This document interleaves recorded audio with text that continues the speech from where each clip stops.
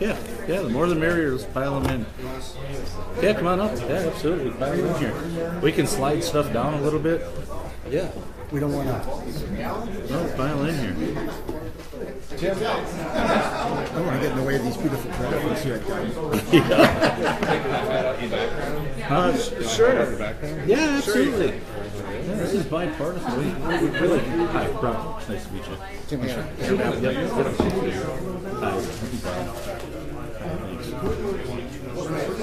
That's what I say. Let's get them out of the way.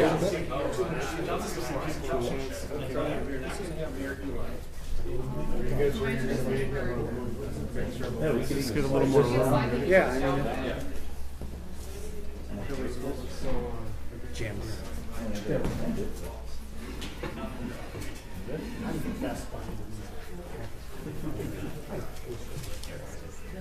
You guys can pile on in. Everybody here, ready? Kurt, you got everybody here? All right, we'll get started here. Good afternoon, everyone. I'm State Representative Rob Brooks. I represent the 60th Assembly District, which is the northern half of Wauwatosa County and the eastern half of Washington County. Let me start by thanking you for giving me and my colleagues the opportunity to present two bills today that I believe will clarify in state statute what I consider to be best practices for which we arrive at fair and equitable assessments of properties here in the state of Wisconsin. I'm proud to be authoring these two bills with Senator Roth and Senator Stroebel, both of whom will be joining me today to discuss the proposals. I've also invited several mayors here behind me from around the state to help explain the problem that our legislation will resolve. I will have them each introduce themselves when they come up to make their comments. The agenda for today's press conference will be as follows. I will introduce each bill and ask the Senate leads and various mayors to join me to provide greater detail about the bills and to give examples of real-life problems our communities have been facing. Following both presentations, we'll take questions at that time. Let me begin with some general background. It's important to understand that assessments and appraisals here in the state of Wisconsin are typically conducted on three different kinds of methods: actual sales or sales comparisons, replacement cost of the property, or actual construction costs, including land, or the income approach. I know it sounds like a simple enough process, but it's not always as cut and dry as we'd like it to be. For example, Christopher, if you want to, we printed up when I started this almost 2 years ago, the current Assessors Manual. Here's a copy of it. So as you can tell, it's not a small document. This bill is not going to cure every ill in that Assessor's Manual. The Assessor's Manual is full of court cases. So the legislation that we're proposing today simply clarifies best practices outlined in that manual. We are not, and I want to repeat, not proposing any new reforms to the tax code. Our intent of the bill is to provide clarity and direction for the Board of Review and to the courts to arrive at a fair and equitable assessments of properties in the state. The very reason we need to codify best practices in statute is very simple. The courts rely on what's in state statute and prior court cases when rendering decisions on disputed evaluations. They don't rely on best practices and they don't cite the user's manual. So before we get into the details of both the bills, I want to dispel a few rumors. Neither of these bills will create a tax increase or dramatic tax shift. The intention, however, is to prevent a potential tax shift from big box stores and retailers to small businesses and homeowners. These bills do not violate the state's uniformity clause. They pass all constitutional muster. We've worked with the Department of Revenue and our own ledge counsel. We're confident that we pass the uniformity clause here. These bills will create a new tax for retail stores and others. That is just blatantly not true. We're only assessing properties at their highest and best use and using actual sales and rents to arrive at those valuations. In the absence of actual rents, market rents will be used. In LRB 372, we are clear that we are using the lease and the terms of that lease, not, and I repeat again, not the labor, skill, or business acumen of the property owner or tenant. We are not taxing the success of a business. This is not a new tax. At this point, I'm going to turn it over to Senator Roth and some of the mayors, and I'll join in too. We'll discuss LRB 373. Senator Roth? Thank you, Rob. Thank you. Yeah, appreciate the work that you've put in the Assembly. And I'm very appreciative that we have not only members from both sides of the aisle, the Senate and the Assembly here today, but that we've had the mayors from different municipalities all across our state come here to join us because they feel the impact about what this bill is looking to accomplish more than anybody else. And when I first started looking into this issue, for me it was all about fairness. At the end of the day, we've got to pay the bills. Our municipalities have to pay the bills, and when they have when they're losing money in the assessments of the commercial side, they've got to make it up in other areas, and we do not want to see that cost shift go to our residential property taxpayers. That fundamentally is why I support this bill. Now, the bill that I will be running through the Senate will specifically outline the definition of what dark property is. So Chris held up that Assessors Manual before. In all of those pages, there's ambiguity as to what that means. So when using the sales comparison approach, we're going to define what a dark and distressed property is. We are taking out of that big manual the best practices for the sales comparison approach and putting those and codifying that in state statute to make sure that it has the higher authority that state statutes have if, in fact, some of these assessments are challenged in courts. We want to make sure it's there, and we want to make sure that the intent of the legislature is borne out across the state when we assess property. Rob hit it right on the head. This is not a tax increase, period, not at all. What we are looking to do is to go back to the best practices which we have been using for decades before the recent court challenges upended how we value property here in the state. We're just looking to go back to status quo, and the way to achieve that is by doing the simple changes in adding state statutes here of some of those best practices from that DOR Assessors Manual. Now I'll ask Senator Stroebel to come up and share a few remarks as well. Thank you, Senator Roth. I appreciate it. Thanks for all being here today, and especially our local mayors throughout the state who are very, very interested in this issue. My bill, the one I'm shepherding, is LRB 372, and what it is really aimed at doing is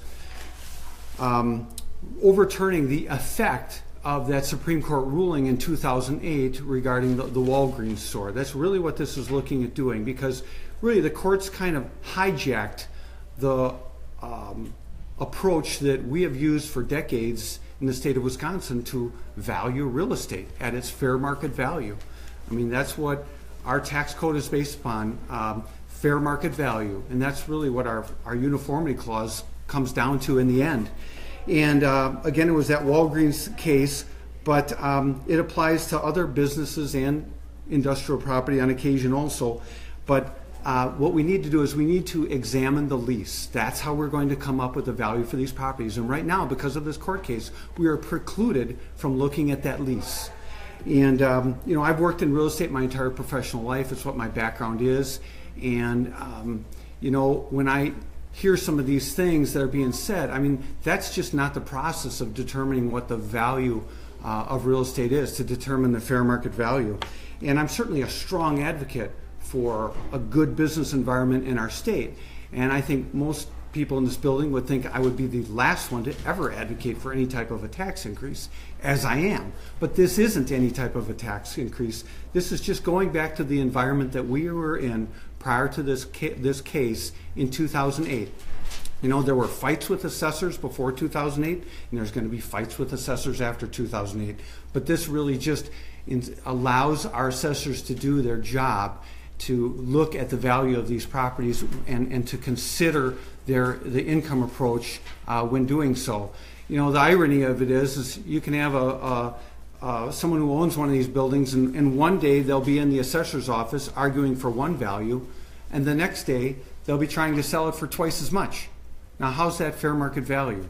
It's not. But when you remove one of those components of value, of the three things Representative Brooks said, of the market comparables, the cost, and the income, when you pull income out of there, you can't get to your best result as to what that fair market value of the property is. And that's really all our bill is looking to do here. So I appreciate the opportunity. And again, this is about fairness in our tax system, about maintaining our uniformity clause, and we'll be around for questions afterwards. Thank you.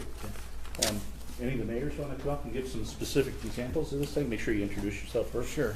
I'm Mayor Tim Hanna from Appleton. And first of all, I want to thank Representative Brooks and Senator Roth and Senator Stroebel for taking this issue and trying to provide some clarification. I just want to say something really very basic, and we've all alluded to it. Number one, uniformity clause. That's a clause in our Constitution, and that simply means, and what it says is, like properties should pay like taxes. You can't have two properties that are similar and one pay a higher tax than the other. The whole assessment manual and the way we assess is based on that uniformity clause to maintain that. Number two, assessments are not about revenues. Local government, we live with levy limits, and we are limited by how much property tax we can levy. And so this notion that assessors are out raising assessments to generate revenue is a false notion. I know a lot of people think that that's it when they get an increased assessment, but what it really is if you get an increased assessment, you need to be assured that a like property on the other side of town is also getting an increased assessment so that you're each paying and consistent with the uniformity clause. That's really what this is about at its very simplest, basest form. There have been some court cases that have upset that, and these legislators have stepped up to try to fix that by codifying those practices that have worked for many, many years in the state of Wisconsin. And so I want to thank them. In Appleton, we've had a couple cases with some stores. It's interesting that some of the opponents say assessment should be based on bricks, sticks, and mud, right? And so the assessor goes, it's been a recent sale, you assess at what the sale price was, and then you get a lawsuit saying, yeah, but it's really not worth that. And you lose. So you have a store that was purchased on the market for $4 million, and now we can only assess it at $1.8 million.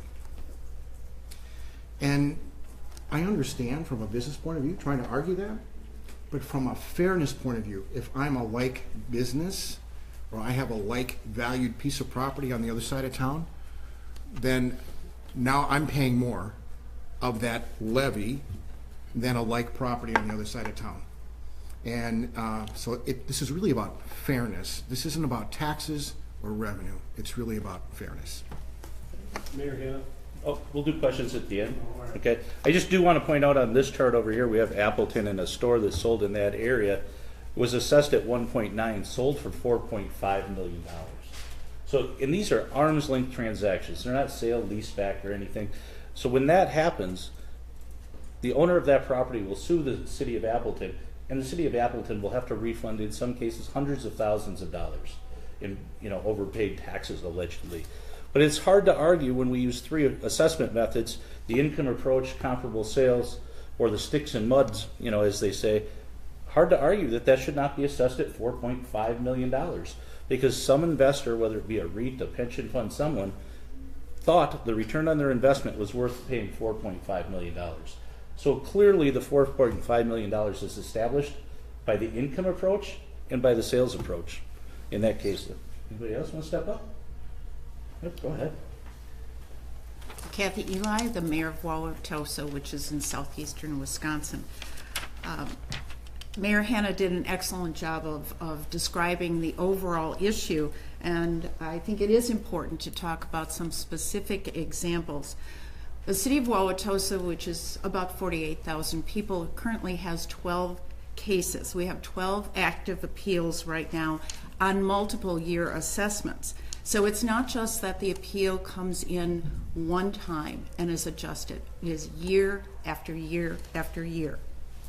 In 2013, we had 5 appeals. In 2014, that increased to 7 appeals.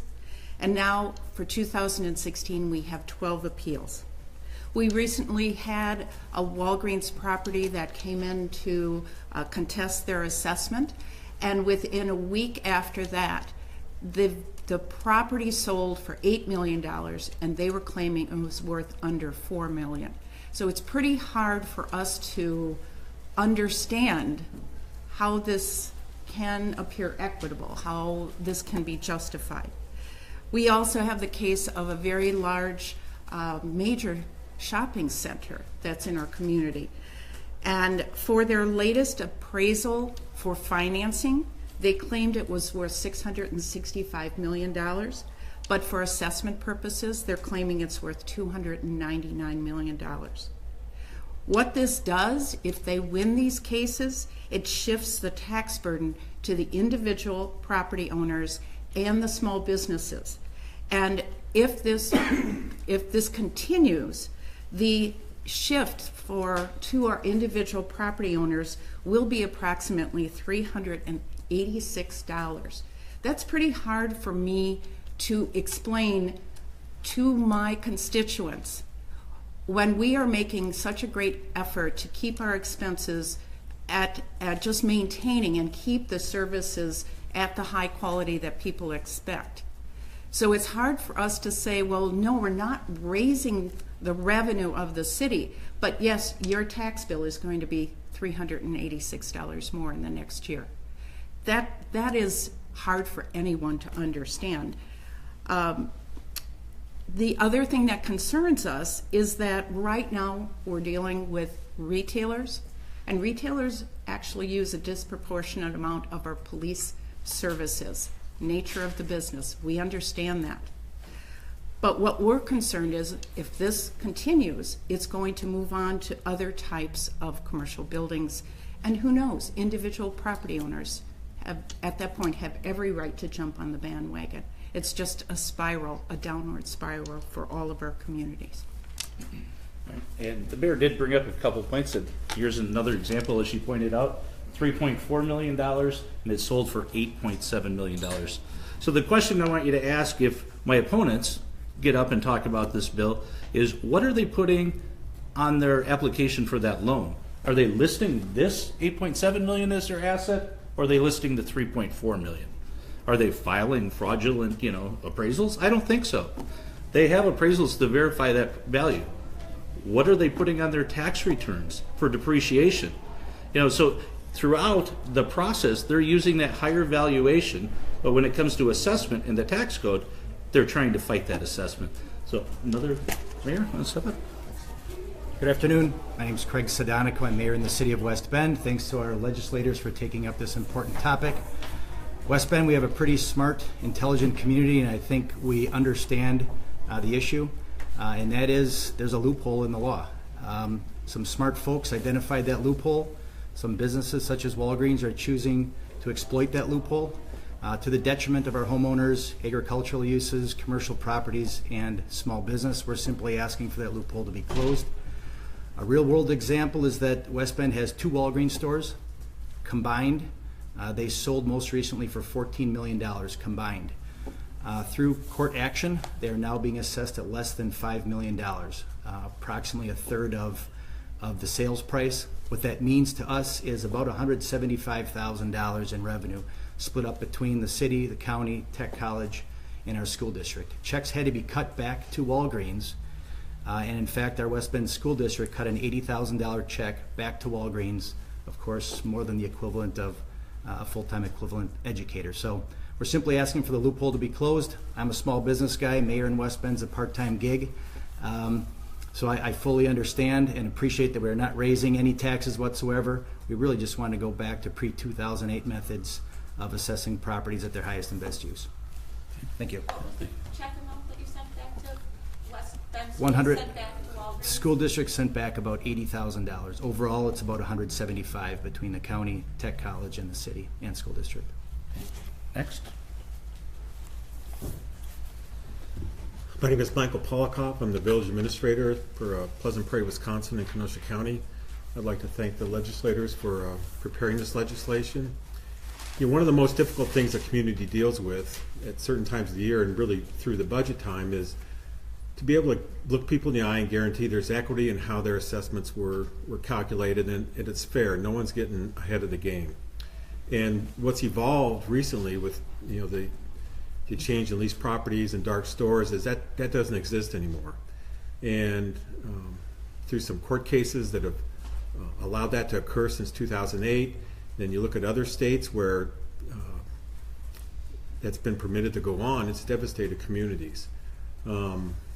I think that in Pleasant Prairie, we've been working really hard at advancing economic development in our community. We have a really vibrant economy. And one of the drawbacks to that, it shouldn't be a drawback at all, but one of the drawbacks ends up is we have a lot of investment grade real estate. If you were to take the Walgreens decision and apply it to that real estate, in Pleasant Prairie, that would be a 17% increase in taxes. So the average home in Pleasant Prairie would see a $758 increase in property taxes. They wouldn't receive one more iota of public service, no more police, no more snow plowing or anything. It would just be a shift from their pockets to the real estate investments. In Kenosha County, in the city of Kenosha, 2 Walgreens have recently sold for an average of $5.5 million, and the assessments are held at $2.5 million. When you explain this to citizens, it's pretty difficult to explain why they get the extra treatment. Nobody wants to believe it's a tax dodge or something like that. It's just something that a court was able to uphold, and there's no justifying it. So I think in order for municipalities to be able to survive in the environment we are in now with levy limits, is to be able to make sure that all the properties that are being assessed equitably, and everybody's carrying the same burden. Thank you. Okay, thank you. One of the other issues that comes up, especially in communities like Pleasant Prairie and Oshkosh, is a lot of these facilities at one time were built under a TIF. And now the valuations can change, which puts those TIF districts in trouble, which then puts the communities in trouble. And this is not just a Wisconsin issue. This is all across the country. So if those TIFs start defaulting, then your bond rating starts defaulting, and the cost of borrowing money for your communities goes up. So, I mean, this is not a simple problem. This is something we clearly need to address. Is there any other mayors that want to step up at this time? I guess just in wrapping up, then I want to point out in Senator Roth's bill, the opposite side is going to claim that we're restricting certain properties from being comparable. What we're saying is just a couple simple things. Must be similar in age, condition, physical characteristics, all the typical definitions that are in that multi-page Assessors Manual. What we are saying is, if at the time you sell your property and you put a significant deed restriction on it, such that it can't be used at its highest and best use, or it substantially impacts the future marketability of that property, that is not qualified as a good comparable. So that goes to the dark store theory. The other thing, on top of that is to say deed restrictions or if it's blighted, and that's all we're saying. So I think the bills are very simple and, codify what's in the statute. We meet all the uniformity requirements. The governor, our legislator, has worked incredibly hard at holding the line on property taxes. We are not advocating to shift the shaft to retailers. Retailers will claim that their businesses are hurting because of online business. We're not taxing their business. We're not considering the income from their businesses. So to use that as an argument to keep these assessments down when clearly the valuations are there, they're backed up by the income stream generated from the actual bricks and mortar. They're backed up by the actual bricks and mortar, not the income stream from the business, and they're selling for that. So to me, it's a simple bill, and at this point, we'll open it up for questions. You just said you're not advocating for a tax shift, but I mean, isn't that the whole point? No. It says it on the sign, the big shift. We're trying to stop the shift. Well, you're trying to shift it back. Yeah. In certain cases, we are talking, think of the number of properties, and I'll be honest, I don't know the number of properties across the state that get assessed, but we are talking a small fraction of the properties. So in Tosa, what was it, 12 properties currently? We're talking, how many properties do you have assessed in your community? Do you have any idea? A lot. A lot. Let's go with a lot. So we're talking about slowing that shift down. Because as you get into these charts, and I've told, Persinski with the league, this is assuming that if every commercial property or retail property took a 50% hit. Is that realistic? Probably not. Because it's going to be the big box retailers that can afford the big attorneys that can come in and litigate this. People are making a killing off this. It's not the small mom and pop organizations that are going to come in and fight these assessments. It's been the big box national retail chains that have been affected in doing this. So do I ever foresee this happening to this drastic extent? No. Do I see if we hold it now that it's going to be a big shift back the other way? Absolutely not. And that's what the other side's going to claim. What we're looking to do is draw a line in the sand here and say the courts, and I'm not the first Republican to say this, have overstepped their boundaries here in the state. In that case in Walgreens in 2008, they claimed that Walgreens and other places were using above market rents, therefore rent shouldn't be considered. Well, to put it real simply, there is no such thing as above market rents. None of you have ever paid above market rents. You've never bought anything for above market because that is the market, or otherwise why would you have paid that? So it's a pretty simple concept. So any other questions? Where does leadership stand on these bills?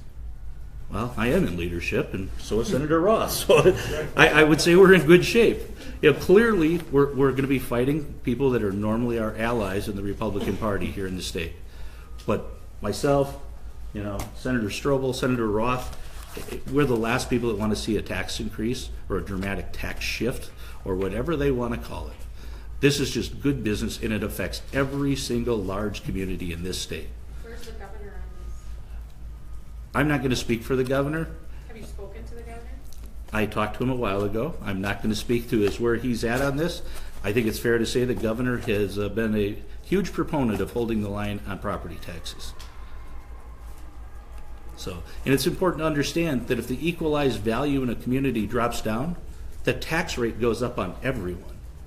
There's no reduction in taxes. There's no tax increase. The tax rate goes up on every single property. So, any other questions? Mayor Hanna. Yeah, step up. The mayor from West Bend gave a couple of specifics. I was wondering, and you referenced some in your area, but do you have any specifics you could share of properties that? Not off the top of my head. I know that we have cut some pretty substantial checks. I'm just thinking of, we just did through a settlement. We went to appellate court on one of these cases and lost. And there were some other cases that were tied to the result of that. I know we just issued a refund of about $375,000. That covers a couple past years when we were litigating and in court. And that's only a couple stores. So that's just the tip of the iceberg of what may come. The other thing I wanted to mention is if you put yourself in the shoes of our assessors, I really feel for them because they're at a loss. Like, what am I supposed to do? The law says I'm supposed to follow the manual, but when I follow the Assessors Manual, then the municipality gets sued. So how am I supposed to assess these properties? What do I use? Because the court decisions, they look at the court decisions, like the ones over here, you know, just take Appleton. Sold for 4.5, it has to be assessed at 1.9. How do you come up with that 1.9? Assessing is not a guessing game. It is a very systematic method to make sure that all like properties are assessed equally. And so when you have these court decisions that kind of take those tools away, they're really caught between a rock and a hard place of, okay, how am I supposed to assess these? So, yeah, we have. I have more examples, but I don't have them off the top of my head. But we have issued some significant refund checks based on some court cases. For the mayors, have all these cases been? You've lost all of these cases, or you won some percentage of them? Idea? All.